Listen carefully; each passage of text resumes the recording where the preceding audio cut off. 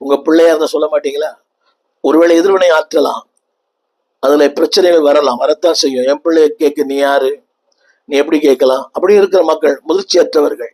தேவன் எல்லாவற்றையும் பார்த்துக் கொள்ளுவார். ஒருவரை ஒருவர் கவனித்து அதில் சொல்லப்பட்ட வார்த்தை இதுதான். அந்த ரோமர் 12:15 அப்படி செய்யும் போது நீங்கள் சந்தோஷப்படுவீர்கள். உங்களுடைய வாழ்க்கை சந்தோஷப்படும், உங்களுடைய குடும்பங்கள் சந்தோஷப்படும். என்னுடைய அடுத்த குறிப்பு கான்ஃபிடன்ட். முதல்ல கன்விக்ட், கான்ஃபிடன்ட், கம்ஃபர்ட், அடுத்து கோஆபரேட். இதே தாவீதோடு கூட சேர்ந்து அவன் எந்த அளவுக்கு தன்னை அர்ப்பணித்து தாவீதோடு கூட சேர்ந்து வெற்றியை காண முடியுமோ அந்த அளவுக்கு வெற்றியை தந்தான். முதலா சொன்னேன், he convicted them, confront him, comfort him, அடுத்து